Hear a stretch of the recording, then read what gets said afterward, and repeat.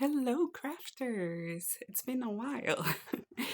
These are the 7 cards we are going to make today. I made all of them out of leftovers that I had from my previous video, and I'll show you how I came up with all of them. And this video has been a while in the making because I've been waiting for my circumstances to change and improve so I can make a better quality video for you. But now I have to accept that it is what it is. And I'll talk to you as we go. So these are all very simple designs. I just try to use the negatives from the die cuts that I made previously. And here are the leftovers that I started with. And then I have some of them already attached to the dies that I'm going to use to die cut some shapes out of them. It could be any basic shape that you have. You could use any dies that you have. I'll give you some ideas for using them with or without dies as well.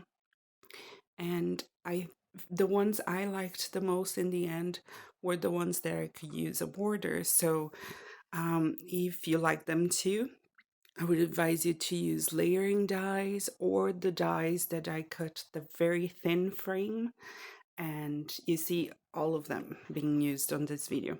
So I use mainly rectangles, circles, and hearts, but you could use any other shape that you have that you like, especially if you have different shapes with layering dies. Not layering dies, I'm sorry.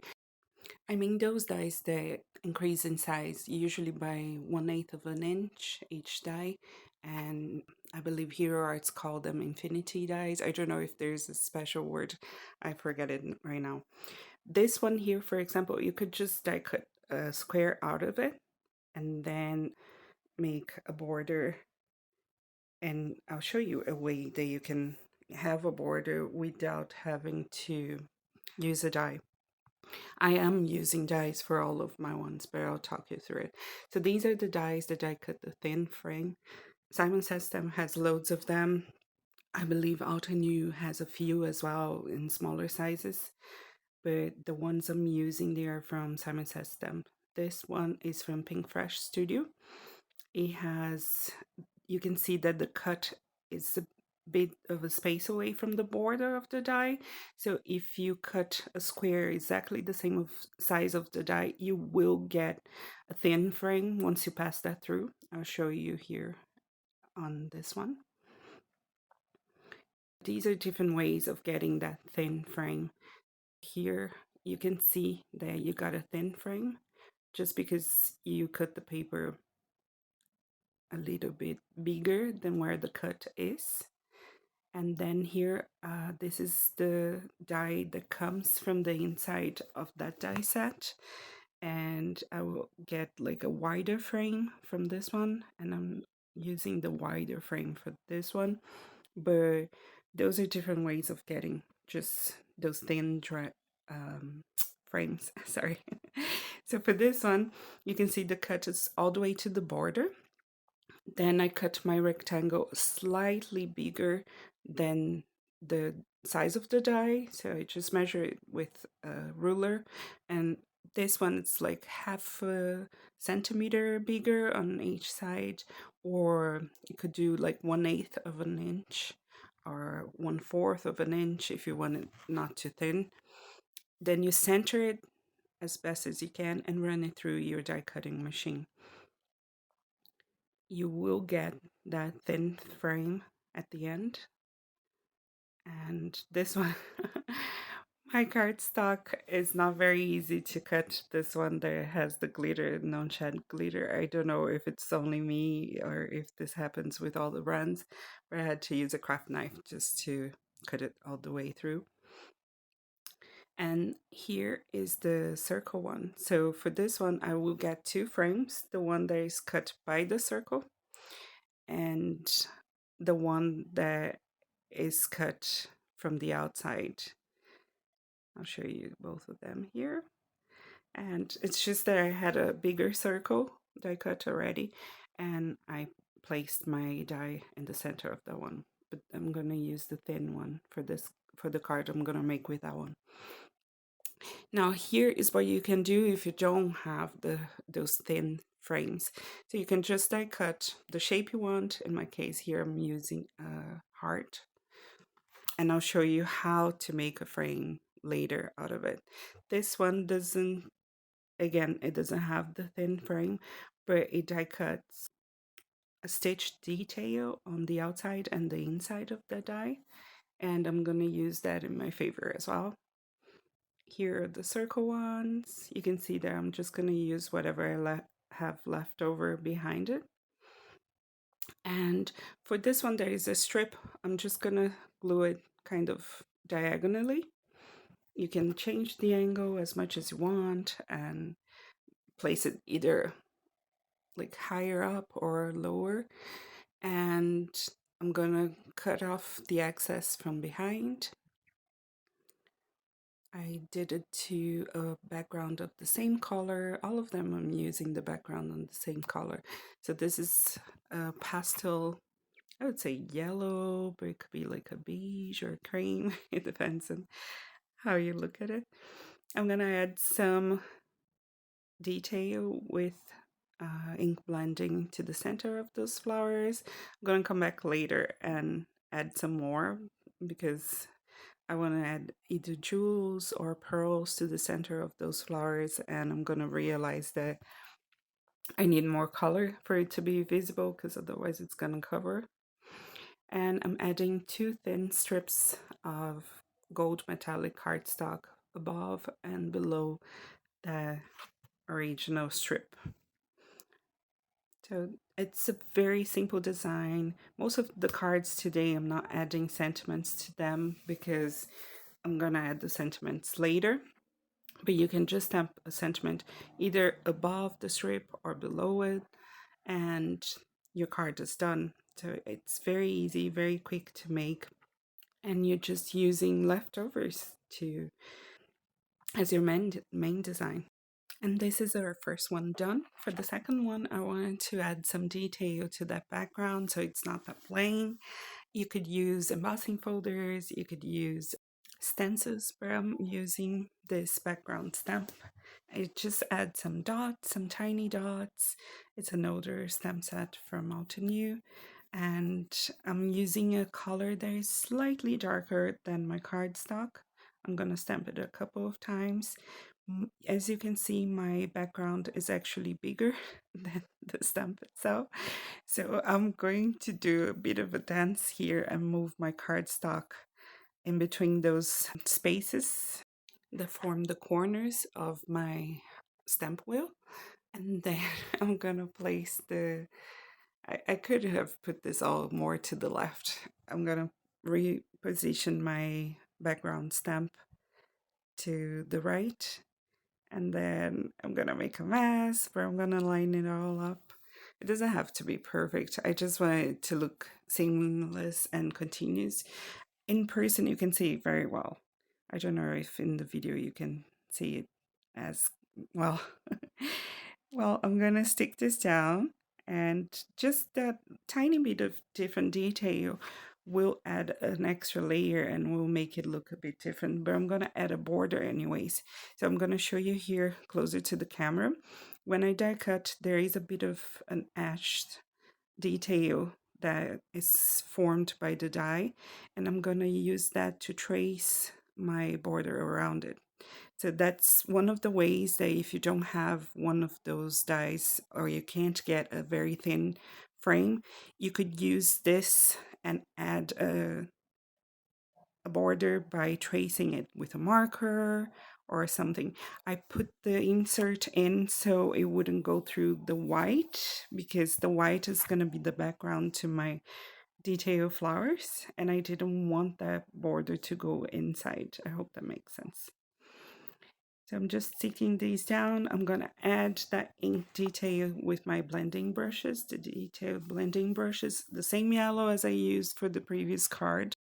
Then I'm gonna realize that I actually don't like the spacing of this one, and I'm gonna decide to add the flowers that I die cut and change the spacing and make it work for me. I do like this one in the end. It's different from the others, but I like the spacing better this way. For this one, I ended up not liking it much. You folks let me know what you think.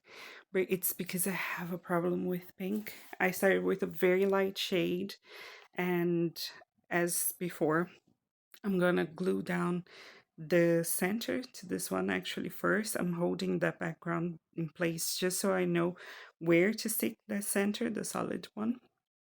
Here, I'm gonna hold this with temporary tape, easy see tape, and I'm gonna ink blend the detail to those flowers. Again, I'm gonna come back later and add a darker shade to the center, but I am going to also trace where this negative piece is so I can put it back without a struggle later on. And I'm not going to show that on screen. I edited it out before I realized that I should actually show you. Now I'm going to ink blend a little bit of ink on the inside of this frame. And if I had done only that, I think I would have loved it, how it would turn out. But for some reason, I decided to also ink blend the outside. And to me, that was way too much. But this is another way that you can get a border without having a border die. You could ink blend. So first we used just strips on the first one. The second card, I used a marker to trace the border. And for this one, I'm using ink blending. And that will be my border. So for me, it was just way too much color. And here, if you look closely, you can see where I traced with the pencil where the piece of paper had to go back. That saved me a lot of time. And I added some foam to the back of my panel because I wanted the panel to be a little bit more elevated than the background, the flowers, if that makes sense. Now I'm adding some pearls, and I'm gonna add a sentiment and call this one done. I don't love how it looks, but I am trying to be honest with everyone and show you the ones I like, the ones I don't, and why I don't like them. This one for me, it's the color. So for the next one, I'm gonna change it up a little. And it's the same colors, and I love this one way more. How it turned out in the end. I'm starting the same way. I'm holding that background so I can know where to glue my heart. I don't think I'm using dimension on this one, so I'm not going to add foam to the main background. Now this is where I'm going to do, this is a Versamarker pen, and I'm going to use that smaller nib and trace the heart around the the background and make a frame out of embossing. So here I'm using my embossing, my anti-static powder, and I'm tracing it with that pen. If you see, there's a detail that it's a stitch detail that comes from the die that I used. It does that on the inside and the outside, and I'm using that detail to trace my border. So you just go slowly and back and forth a few times. My pen is a bit dry, so I'm gonna have to do this a second time. But you just sprinkle that embossing powder. Here I'm using rose gold embossing powder because I thought the color would be nice with that very light pink. And you tap, remove the excess, put the excess back in the jar, and then I'm gonna show you what I got in the end. Here there's a bit of excess on the right hand side. I am just scraping it with my nail, but you can use a dry brush or your pokey tool and remove that. I'm gonna heat set, and then I'm gonna do the left side again because I thought it was way too light. And here I'm removing the excess with that dry brush, and you can fix it very, very easily that way. You can do this as many times as you need. Just remember to use your anti-static powder in between and to do all the steps again. So it will be the Versamarker pen and then the embossing powder. Remove the excess and then heat set. So do it as many times as you need. I did it twice and I was happy with the results by the second time. But it would be way thicker and shinier if I had done more layers. And I didn't get that much warping because probably the paper is cut in the center. That helps a little. I'm gonna stick this one layer down, add those details with ink blending, and add some pearls and call it done.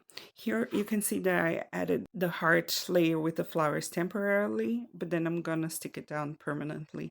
And if I'm not showing it on screen, for all of them, every time I add the glue and put it down, I put those blocks on top, or I press it down with my bond folder and I give it a minute or two. I do other things in between. For these ones, instead of adding one big pearl, I'm adding 3 little ones, and I'm using, I think, 2 or 3 different sizes of pearls. And it adds a very subtle detail. I really like how it looks in the end. I like it way better. Again, I'm not adding a sentiment, but you could add a sentiment and call it done. This one, I cut it bigger than the frame, the frame I found later. So I'm gonna glue it down and then use this frame regardless. I just had this frame already in my stash and I decided to use it. So I'm adding glue to top and bottom, pressing it down, giving it a minute to dry, and then cutting off the excess.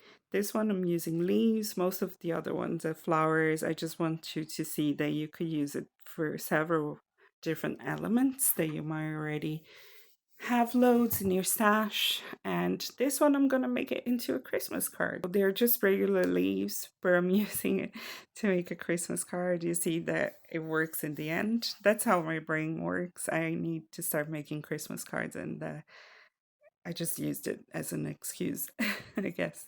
I'm gonna glue this down. I'm not using dimension, but you could. 2 other things that I'm not showing on this video that you could do with these negative die cuts is use it as a stencil and ink blend the details to your background. And the other thing is you could make shaker cards with them. You already have the die cuts, you just add an acetate to the back, some dimension on the border, and then you have yourself a very cute, very unique shaker card. Here I'm just adding a sentiment. I'm gonna use some red jewels kind of as berries, and you see that your brain will read it as a Christmas card, and it looks okay, but it's very simple and quick and easy to make. Apart from the sentiment, there's nothing really Christmas here, but it turns out as a Christmas card in the end. And on to our next one. This is a light blue one, and it's the one that I started with a bigger circle, and I cut 2 frames out of it. I'm going to do this one a little bit different because I have the frames for this one, and I believe the next one as well. So I'm just going to glue down my element here with the die cut flowers. I'm going to try to center it, just eyeballing, and then I'm going to add some glue to the back of my frame and stick it down. Add the detail with the ink blending to the center of the flowers and the petals. Add some jewels on the inside or gems. This one I'm using a gold pigment ink from Altenew. I wanted something a little bit different and I think it ties in well with the gold frame. And I added some jewels to the center. Another one done and dusted. Next one, I'm using glitter cardstock, a white glitter cardstock in the background. I'm using that gold frame, the wider one from Pink Fresh Studios, which I cut, adding glue in the spaces in between those missing dots. It has some dots all over, and I just added glue in between the dots. I'm sticking it down. This one, you have to wait for it to dry because glue doesn't work great, I find, against glitter. But this one actually went okay. So I'm adding the leaf detail that I cut, And I might not show everything here on screen, but I'm adding glue in between those die cut spaces. Sometimes just dots will hold it together, and my glue dries very, very quickly, so I try to be fast and not too detailed or too precious about it. You can actually lift whatever you didn't glue later and put the nozzle like underneath and squirt a little bit of glue and hold it again so it won't be coming off, lifting off. And then I'm just gonna make this also into a Christmas card. And again, there's nothing especially Christmas about it. I added some foam behind this one so I could have it a little bit elevated. And I'm gonna add some gold jewels in the sentiment and call it done. Very quick, very easy to make. I want to invite you all to watching my next video. It's going to be a different one. We're not going to make cards, but I'm going to show you how I'm going to prepare my supplies to make my Christmas cards. So if you haven't started making your cards and you want to get ready with me, please watch my next video, and I will also be sharing loads of tips and tricks for cards all year long and how I actually choose my supplies, and I'm sure those will be useful to you. Thank you for watching. I hope you enjoyed it. Happy crafting. Bye.